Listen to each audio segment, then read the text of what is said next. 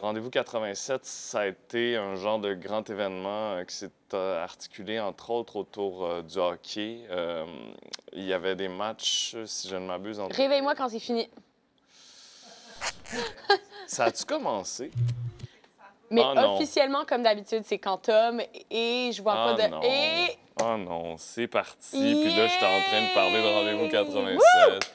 J'ai dit la semaine dernière, je ne crie plus au début des émissions. Première chose que je fais. Crier au début de l'émission. C'est fait. On ne change pas. J'ai un petit quelque chose pour vous autres. Ouais. Oh, on a-tu un cadeau? Thomas nous dit quoi? La déco? Ah! Oh, mon préféré! Hey, il était-tu beau dans la description? Oli, attends, De c'est parce que moi, ça a été... bon. Ça m'a complexé, sa Parle-moi description. de ton éclipse. Bon, tout tombe. Bye. Déjà qu'on n'a pas grand décor. Il tient pas. Regarde, je vais tenir Charles. Moi, je vais tenir ça. Oli, Bon. tu sais, la pancarte, puis on fait l'émission demain. Parfait. Ça me semble... La Adéquat. description de l'éclipse par Charles Tisser était d'une éloquence, d'une finesse. Tu vas Puis- essayer de faire pareil. puis- Bon, Voyons! ça. Là, ça prendrait peut-être un petit tape frais la prochaine fois. Si tu penses que tu essaies d'économiser le tape à cause qu'on n'a pas de On budget... n'en a pas de budget. OK, c'est bon, je comprends. C'est ça. Bon, on est OK, parti ce que je drôlement. disais, c'est que Oui. Charles Tisser a fait une analyse et tu sais, a observé l'éclipse de la façon la plus éloquente possible. Puis Ouais. nous, on a fait une vidéo aussi à RAD. Oui. Et Oui. nos commentaires, c'est genre... Wow!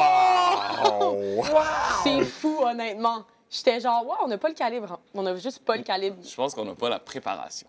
Ben, tu penses que Charles Tisser avait préparé sa réaction? Ben oui, voyons. Ah, il s'est dit... Mais de un, il a la Terre étudié... nous offre un spectacle. Mais de un, il a étudié, mettons, tu sais, il décrivait aussi ce qui se passait. Mettons, Mais imagine sur le être moment- descripteur d'éclipses. Et ça doit être longtemps parce qu'il n'y en a pas souvent. Il n'y en a pas souvent. Tu te déplaces à travers le monde pour Ouais. aller décrire les meilleures éclipses.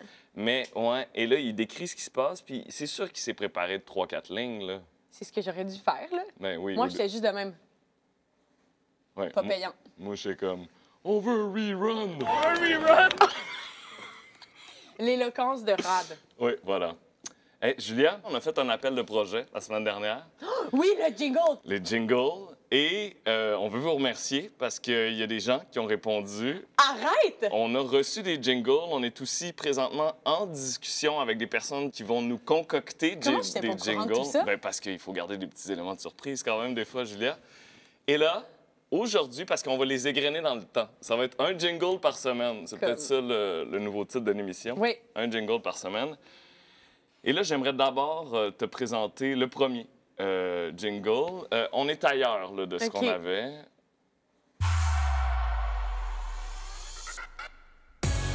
Dis-moi qu'est-ce qui se passe, dis-moi qu'est-ce qui se passe. Donne-moi tout le nord, yo, je veux tout savoir. M'attendre sa côte nord, se fondre dans le décor. Politique ou sport, game de basketball. Dis-moi qu'est-ce qui... Je vais pleurer. Qui a fait ça? Qui est ce génie? Non! C'est pas vrai. Mais oui, j'ai ressorti mon micro, ça faisait C'est longtemps. pas vrai. Je n'en reviens pas. C'est une autre ambiance, on s'entend, là. C'est fou. Ouais? C'est fou. Ouais? C'est ça que je OK. disais quand je regardais l'éclipse. Même affaire. C'est fou. OK, mais je suis très content que tu apprécies. C'était ma petite surprise de la semaine, Julia. Quoi?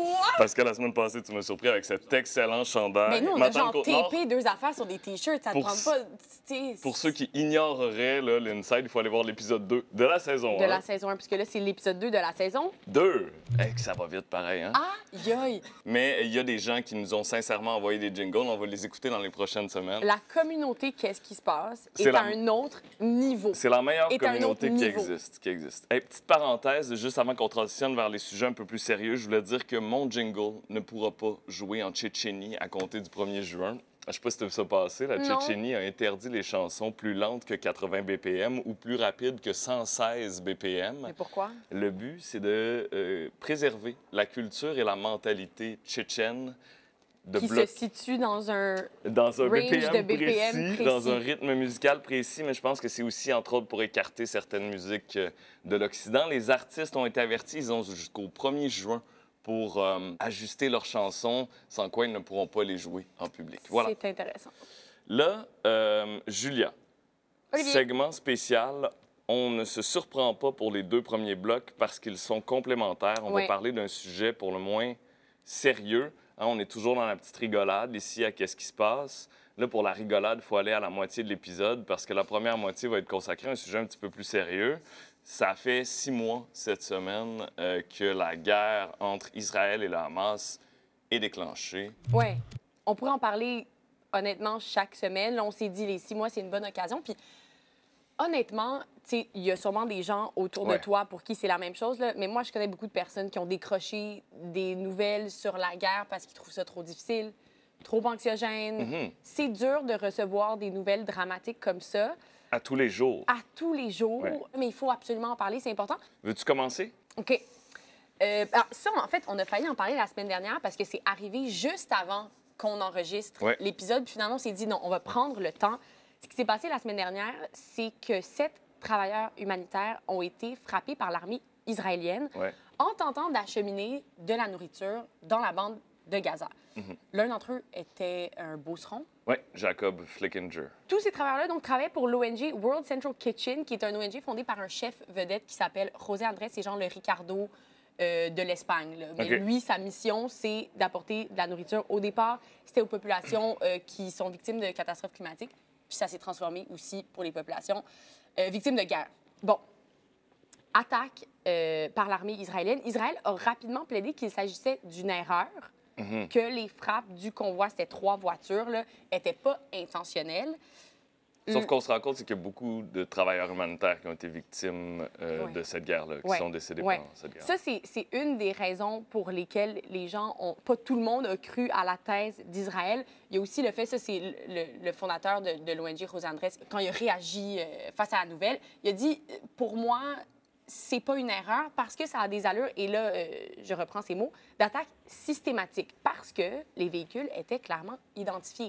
Ils ont sur les toits le logo World Central Kitchen, justement pour pas que l'armée israélienne se méprenne. Aussi, pour qu'un véhicule, un convoi humanitaire rentre dans Gaza, il faut que l'armée israélienne soit au courant du point A, du point B, de l'heure du déplacement. Donc, l'armée israélienne, en théorie, savait très bien où il se situait. Apparemment, il va y avoir enquête. Une enquête interne sur une bavure. Oui, voilà. Tu as raison de dire que ça s'inscrit dans une genre de tendance. La présidente de Save the Children US parle d'attaques persistantes contre le personnel et les installations humanitaires à Gaza. Il y a plusieurs hôpitaux qui ont été détruits. Et le bilan des travailleurs humanitaires tués s'élève à plus de 220. Et ça n'a pas suscité une vague d'indignation jusqu'ici aussi grande que pour ces morts-là, en fait, parce que principalement, ces travailleurs humanitaires-là, si je ne m'abuse, étaient palestiniens.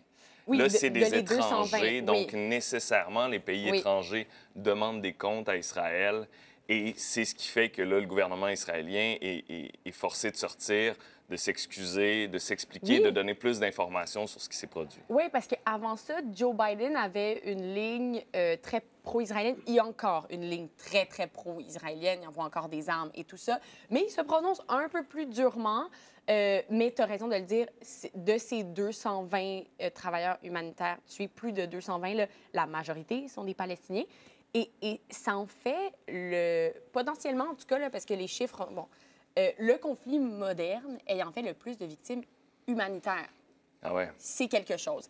Puis on assiste un peu à une double tendance à Gaza. D'une part, on restreint énormément l'accès aux convois humanitaires dans la bande de Gaza. Israël restreint l'accès. On a vu que la France, les États-Unis ont tenté de passer par d'autres voies. Parachuter notamment de la nourriture. Voilà.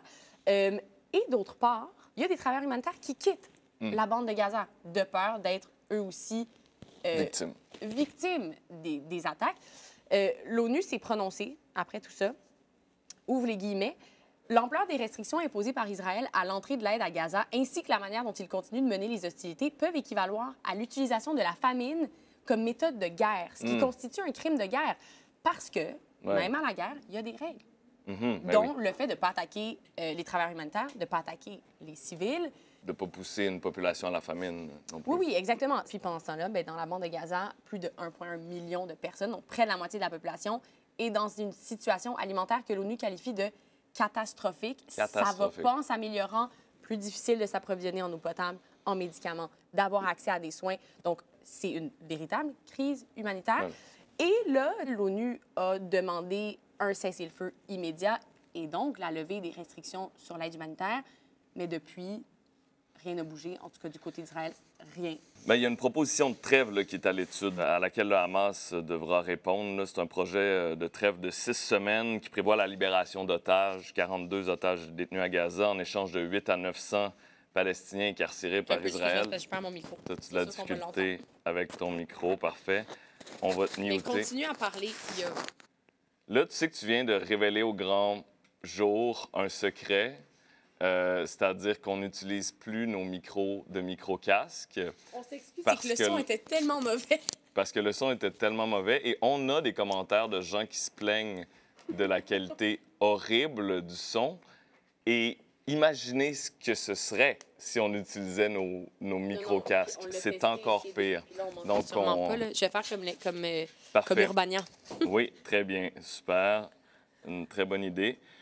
Moi, je vais poursuivre, en fait, Julia, sur la question d'Israël-Hamas. Une enquête, donc, parue dans le magazine 972, un magazine indépendant israélien, qui dit que l'armée israélienne utilise l'intelligence artificielle dans sa guerre contre la Hamas. Sauf que, comme toute technologie d'intelligence artificielle, ChatGPT, des fois, tu lui poses des questions, ça fait des erreurs. Oui. Bien, celle-là aussi commet des erreurs. Alors, le contexte, qu'est-ce qu'on apprend dans cette enquête-là? Il y a toujours eu dans des combats ce qu'on appelle des cibles humaines, human targets, donc une courte liste de personnes, souvent des hauts gradés du clan ennemi. Donc, dans le conflit Israël contre la Hamas, ce serait des hauts gradés du Hamas. Quelques personnes qu'on autorise à abattre, peu importe où ils se trouvent, même chez eux, donc pas seulement sur le champ de bataille, mais même chez eux. Et ces informations-là, cette liste-là, elle est précieusement colligée. Les noms sont confirmés avec beaucoup de détails et d'attention. On peut comprendre pourquoi, parce que ça a des conséquences quand on bombarde quelqu'un chez eux. Ça fait des victimes collatérales, sa famille, les voisins et tout. Donc, il faudrait vraiment que ce soit quelqu'un d'extrêmement dangereux. Oui, exactement. Sauf que là, il y a eu les attentats du Hamas sur l'État d'Israël le 7 octobre dernier. Ça a créé un choc, 1200 morts. Autour de 250 otages. Israël a dit qu'il souhaite éradiquer le Hamas. Et donc, sur cette liste-là de personnes à abattre, on a décidé de mettre tous les militants du Hamas, pas que les hauts dirigeants. C'est beaucoup, beaucoup de personnes. Ça fait beaucoup trop d'informations à gérer pour des humains, pour des soldats, pour des officiers. Et c'est là que l'intelligence artificielle est entrée en jeu. Un programme qui s'appelle Lavender, qui analyse d'immenses quantités d'informations de surveillance pour identifier qui sont les militants du Hamas. Il classe chaque personne avec une note de 1 à 100 selon différents critères. Par exemple, est-ce que tu es dans un groupe WhatsApp avec un autre militant du Hamas? Est-ce que tu changes souvent ton téléphone cellulaire? OK. Est-ce que tu changes souvent d'adresse? Ce genre de critères-là. Et là, Lavender, à son sommet, là, pendant la guerre, a identifié 37 000 personnes comme militants du Hamas, donc comme des cibles potentielles d'assassinat. C'est sans précédent comme ampleur de liste. On n'est pas dans juste les têtes du mouvement, là, loin de là. Non, ça pouvait même être des gens qui n'étaient pas en guerre directe avec Israël, mais qui faisaient partie de l'organisation du Hamas. Donc, l'autre partie de ce système électronique-là, c'est un autre système qui s'appelle Where is Daddy, qui suit en temps réel des centaines de cibles et qui attend que ces cibles-là reviennent chez eux.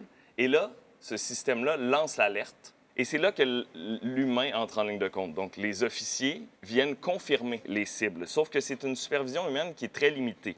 Une des sources du reporter, pour ce reportage-là du magazine 972, disait que, parce que ce reporter-là a interviewé 6 officiers du renseignement de l'armée israélienne, notamment qui sont devenus un peu, en quelque sorte, des lanceurs d'alerte. Il dit, oui, il y a moyen pour les officiers d'aller vérifier les données sur lesquelles la machine s'est basée, mais souvent, on ne le faisait pas. On ne prenait que 20 secondes pour confirmer l'identité de la personne. Et là, l'attaque était autorisée. C'est comme ça, semblerait-il, que ça se passait. Tu peux t'imaginer, il y a un petit problème avec l'intelligence artificielle de précision. Semblerait-il que ce système-là était efficace à 90 %.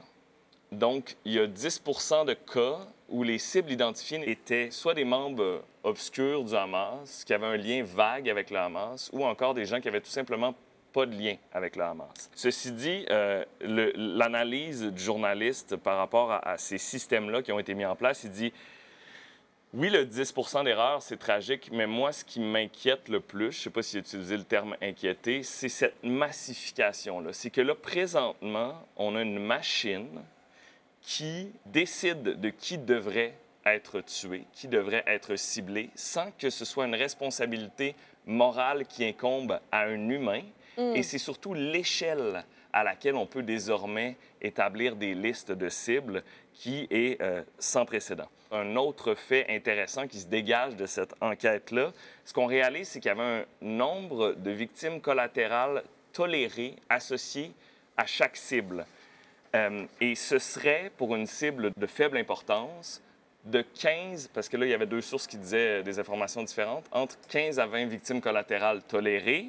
Juste pour te donner un point de comparaison, dans leur guerre contre l'État islamique, les États-Unis autorisaient aucune mort collatérale pour les cibles de faible rang et une quinzaine de morts collatérales pour les cibles de haut rang. Et ça, c'était exceptionnel. Ça nécessitait des autorisations spéciales. Dans la guerre entre Israël et le Hamas, pour les officiers de haut grade, on pouvait autoriser plus de 100 victimes collatérales. Il y en a un qui a été tué et pour lequel on avait autorisé 300 victimes collatérales.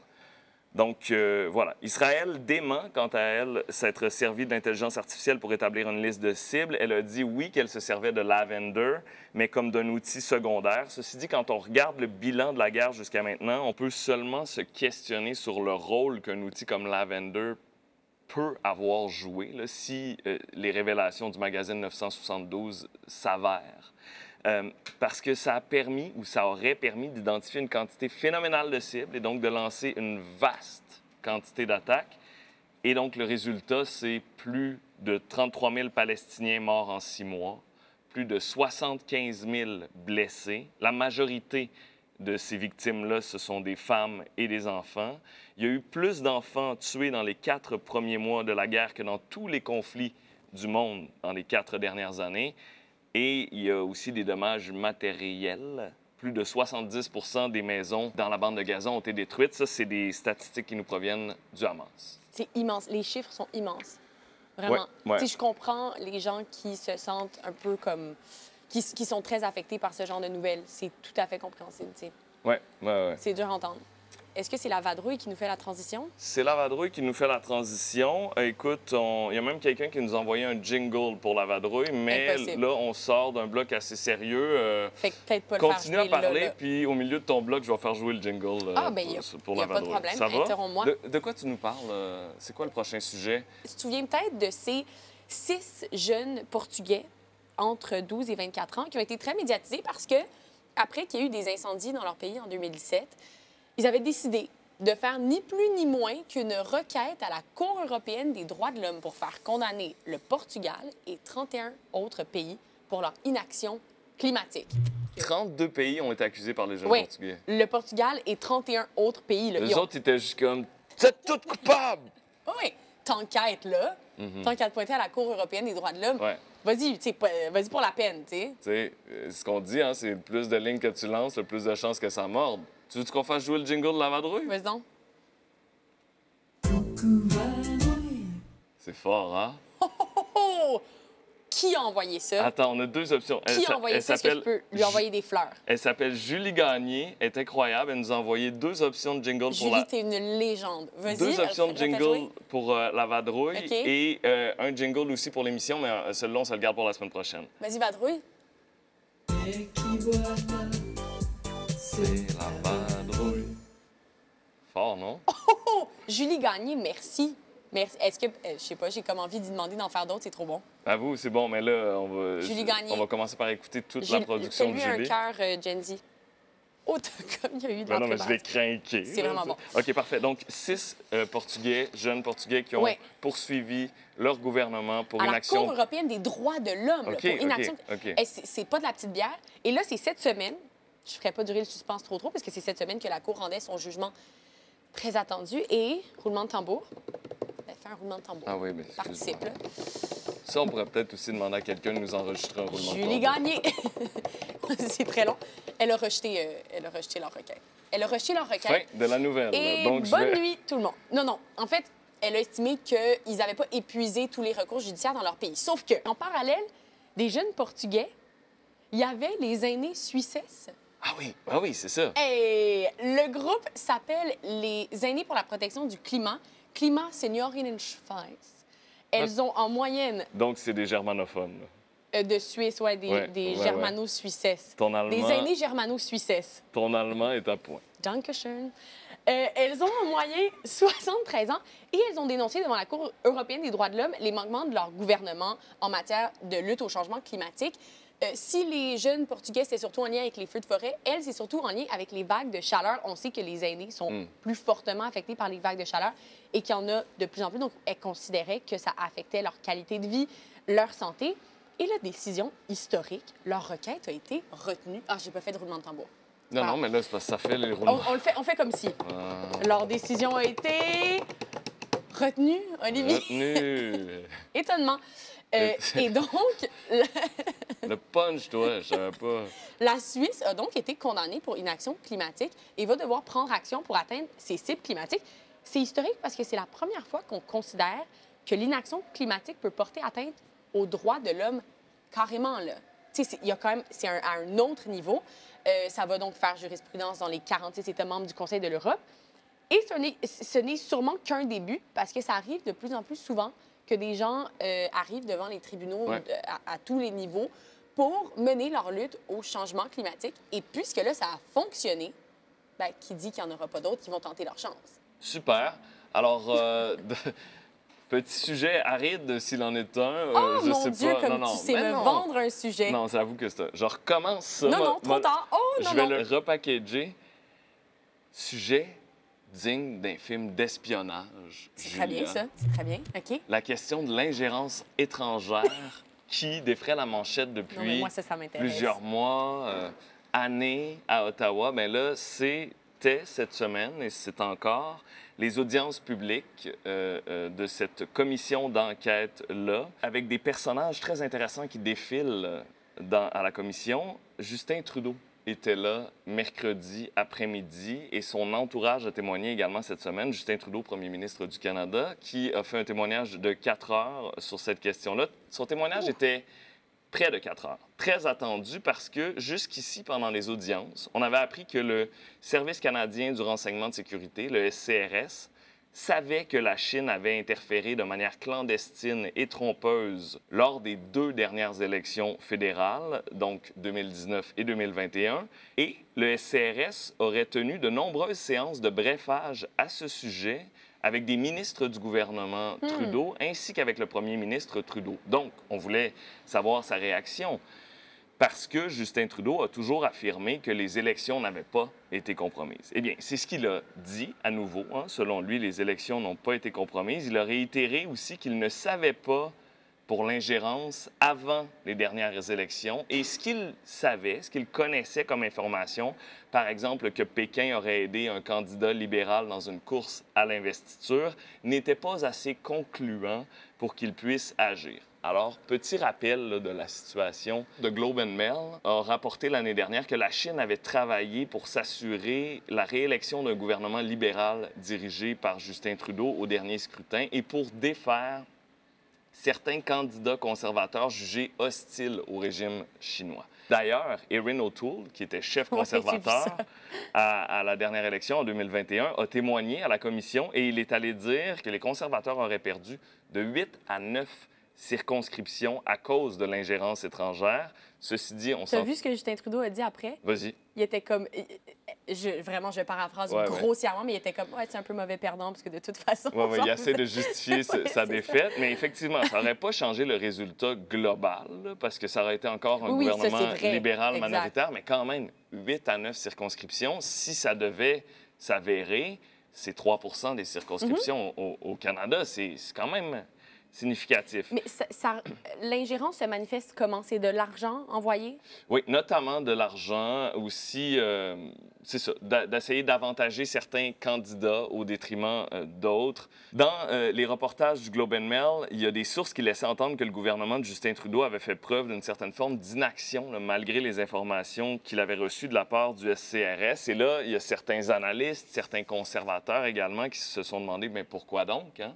Est-ce que ça aurait rapport rapport avec le fait que cette ingérence lui était favorable, l'avantageait. Sauf que là, bon, effectivement, Justin Trudeau est allé témoigner. Il a réaffirmé qu'il ne savait pas pour l'ingérence, ou en tout cas pour l'ampleur de l'ingérence. Il a rappelé, et je cite, « En dépit des tentatives de certains États de s'ingérer dans le processus électoral, ces élections se sont déroulées de façon intègre. Elles ont été décidées par les Canadiens. » Ceci dit, il a quand même reconnu que le gouvernement devait en faire plus pour contrer l'ingérence étrangère. Et là, les audiences se poursuivent. Là, je sais qu'on est diffusé vendredi. Eh bien, aujourd'hui, vendredi, le directeur du SCRS, Service canadien de renseignement de sécurité, sera une deuxième fois appelé à témoigner parce que là, il y a d'une certaine façon, peut-être pas une contradiction, mais des incongruités entre son premier témoignage et ce qui a été rapporté par l'entourage du premier ministre Trudeau.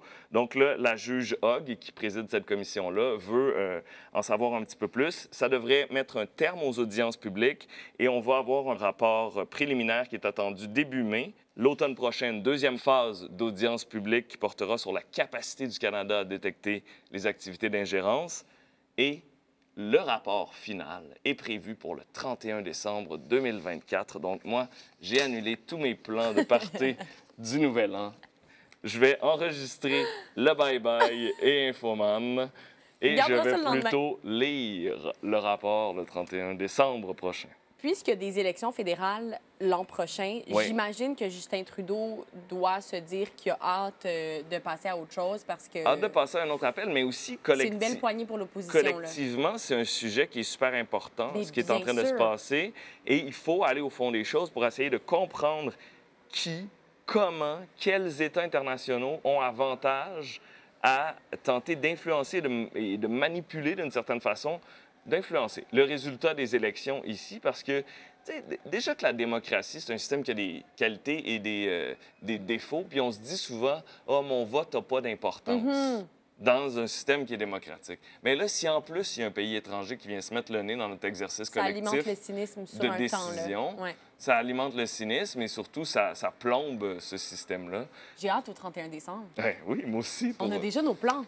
Oui, 31 décembre, on va être ici, peut-être? On est ici, on se prend des croissants. Une lecture publique. Une lecture. Hey, je ne veux pas vous interrompre, mais il y a un message d'intérêt public qu'on s'est fait remettre. Hein.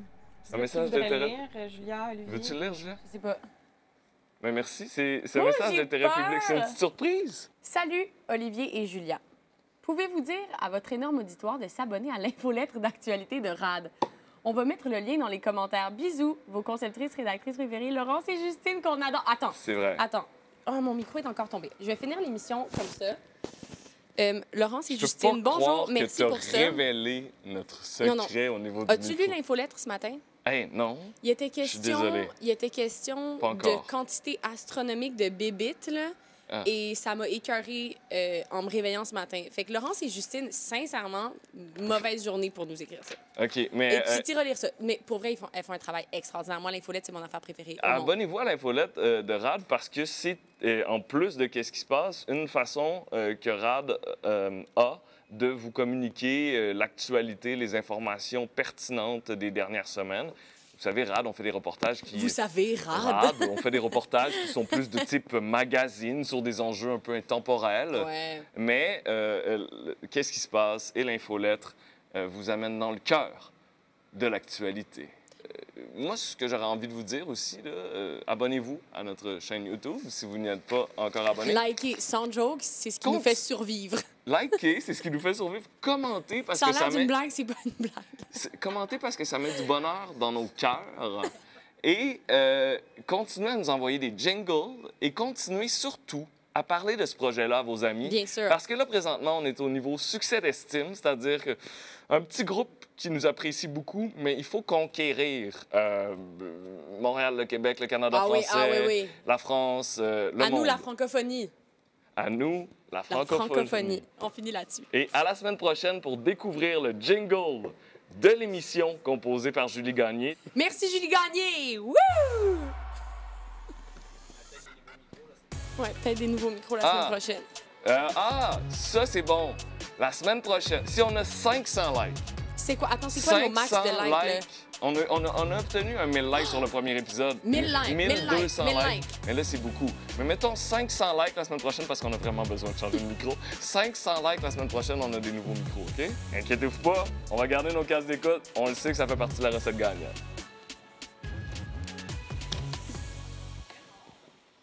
Ça va-tu l'allure?